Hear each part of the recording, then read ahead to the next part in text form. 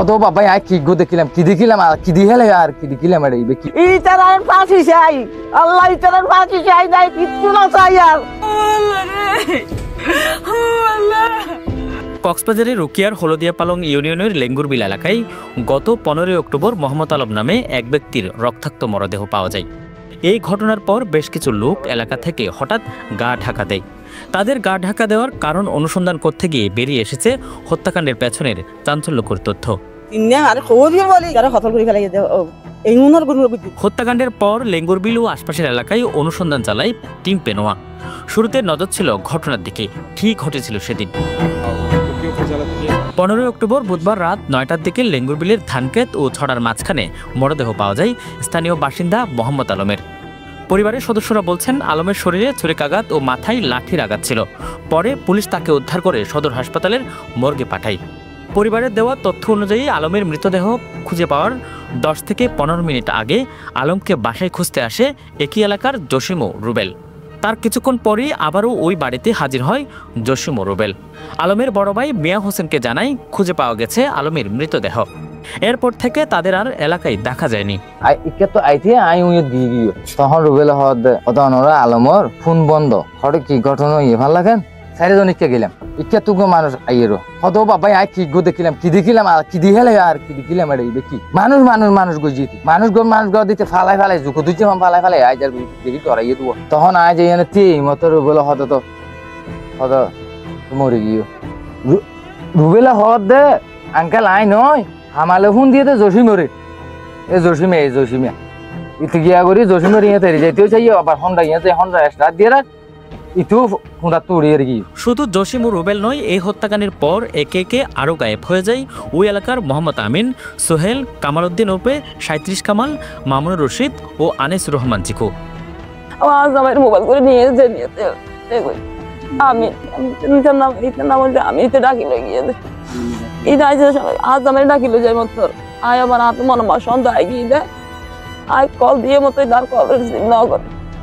এরপর পেনোয়ার অনুসন্ধানে উঠে আসে একের পর এক চাঞ্চল্যকর তথ্য।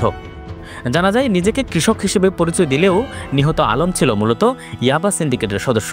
উকিয়ার সীমান্ত এলাকায় যে চক্রগুলো মাদক চোরাকারবারি করে আলম ছিলেন সেই রকম একটি চক্রের মাদক বাহক। আলমের বড় ভাই পেনোয়ার কাছে তার ভাইয়ের মাদক ব্যবসার সাথে জড়িত থাকার বিষয়টি স্বীকার করেন। এছাড়া নানান সূত্রে পাওয়া তথ্য যাচাই বাছাই করে পেনোয়া পুরো সিন্ডিকেটটি কারা কিভাবে পরিচালিত করে তার একটি ধারণাও পায়। ওই বার্মার থেকে ওখানে মাল পাচার হয়, হ্যাঁ সীমান্তর থেকে একটা লোকে নিয়ে আসে আর এখান থেকে অল্পটুকু জায়গায় 1 কিলো 1.5 কিলো মতো জায়গা উনি পার করে দেয়। ওই কিছু টাকার বিনিময় না হয় 1000 2000 বা অতি জোরে যদি বেশি হয় 1003 হবে। কামাল রুবেল জসিম চোরামাল আসতেছে ওই ইয়োবা উনি কিছু টাকার বিনিময় লেবারি করতেছে আর কি এরকম শুনছি। আমাদের এখান থেকে কিছু ইয়াবা আসে কিছু টাকার বিনিময় উনি নাকি বহন করে আর কি। সীমান্ত এলাকা থেকে আবার চালান নিয়ে আসতো ওই এলাকার মোহাম্মদ আমিন, তুলে দেওয়া হতো নিহত আলমের হাতে, যার কাজ ছিল এলাকা থেকে নিয়ে নানান গন্তব্যে পৌঁছে দেওয়া। আর আলমের মতো বিভিন্ন গন্তব্যে ইয়াবার চালান পৌঁছে দেওয়ার একই রকমের কাজ করত আরও কয়েকজন। পেনোয়ার অনুসন্ধান আরও বলে বাজারে বসে সার্বক্ষণিক পাচার তদারকি করতেন স্থানীয় সিএনজি সমিতির এক নেতা। আর এই পুরো সিন্ডিকেটের হোতা কামাল উদ্দিন, যিনি এলাকায় 37 কামাল হিসেবে পরিচিত। আর এই কামাল সিন্ডিকেট পরিচালনা করেন যার ছত্রছায়ায় তিনি হলেন স্থানীয় হলদিয়া পালং ইউনিয়নের ইউপি সদস্য মুক্তার। অভিযুক্ত আমিনকে খুঁজতে তার বাড়িতে যায় টিম পেনোয়া, তবে তার ঘরটি বন্ধ পাওয়া যায়। এরপর আমিনের পৈতৃক বাড়িতে গেলে সেখানেও তাকে পাওয়া যায়নি, তবে কথা হয় স্ত্রীর সাথে। তিনি স্বীকার করেন তার স্বামী মোহাম্মদ আমিনের ইয়াবা কারবারের সাথে জড়িত থাকার কথা বলার এক পর্যায়ে স্ত্রী আরও জানান আলমের মরদেহ যখন পাওয়া গিয়েছিল এর ঠিক ঘণ্টাখানেক আগে আমিনের সাথে কথা হয় আলমের।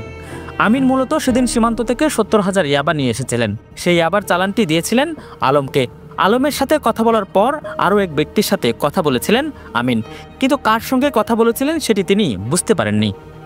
প্রতিদিন যে রিমা দেয় তারে এদিন এই রিমা দিয়ে দেয় আলমরে দিয়া জি সপ্তাহ হয়ে দেখুন নি সপ্তাহ মানে 7 কাঠ জি জানি না আমি কে ফোন করছে আমি এইটুকু জানি ওকে আলমকে দিয়ে দিয়ে চলে গেছি আমরা 4 জন ছিলাম আপনার হাজবেন্ড এই ইয়াবাগুলো কার আনতো কার এনে কাকে দিত ওখানে একটু শুনছিলাম কামাল আমার হাজবেন্ডের দায়িত্ব হয়েছিল আলমকে ওইটুকু দেওয়ার জন্য উনি কাকে দেয় আমি জানি না আমিনের মতো অন্যান্য অভিযুক্তদের সাথে কথা বলতে চেষ্টা করে টিম পেনোয়া, কিন্তু তাদের কাউকেই এলাকায় পাওয়া যায়নি।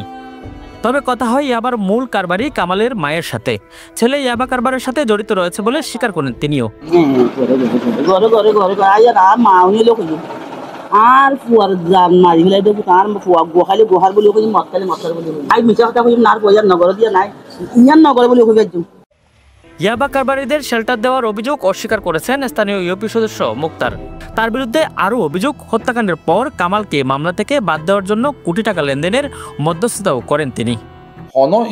কোনো একটা আসামির বিরুদ্ধে ইন্ধন দিছে এরকম, কিন্তু আই দণ্ডনীয় অপরাধ হিসাবে যে শাস্তি ভোগ করার পর শাস্তি ভোগ করে নিতে বাধ্য থাকবে। যদি মিথ্যা একটা যদি অপবাদ দেয় কিন্তু আমি এটা আমার মানহানি গড় দিয়ে জানো, কিন্তু আমি বিচার চাই। একটা ভালো মানুষ যদি হতে মুক্তার মেম্বার এ ধরনের লোক কাটতে 5টা টাকা খায় বা এ ধরনের মদ বিয়ার ট্যাবলেট বিয়ার যে কোনো অবৈধ চোরা চালান যে কোনো অবৈধ আইনগত আমি অপরাধে শাস্তি ভোগ করতে বাধ্য আছি।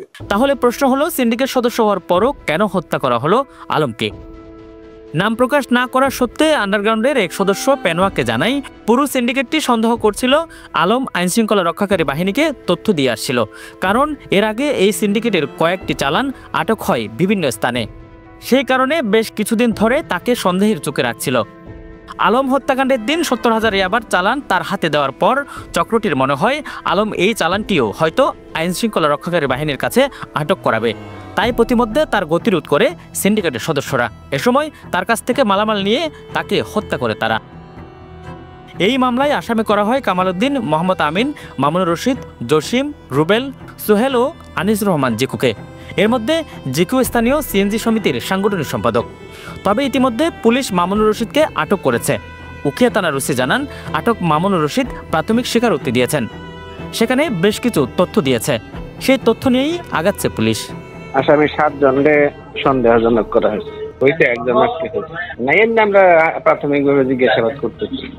স্থানীয়রা বলছেন, সীমান্তের ইয়াবা কারবারিরা বেপরোয়া হয়ে উঠেছে, যে কারণে তারা হত্যা করতেও পরোয়া করছে না। তারা আলম হত্যাকাণ্ডের রহস্য উদ্ঘাটনের দাবি জানান। তার সাথে তো আমরা কোনোদিন দেখি নাই, উনি সে মিশক মানুষ, যে ডাকে তার সাথে চলে যায়। আমি জীবনও দেখি নাই উনি কারোর সাথে ঝগড়া করছে, কারোর সাথে বড় করে কথা বলছে, এরকমও দেখি নাই। আমাদের এলাকার সবাই দাবি হচ্ছে একটাই, আমরা চাই শুধু ওই ফাঁসি যারা খুন করছে আমাদের 3 নম্বর ওয়ার্ডে সুসুট্ট জেলার মধ্যে এরকম একটা শান্তি শৃঙ্খলা একটা এলাকা আমাদের আছে কিনা আমাদের সন্দেহ। News desk, Penowa.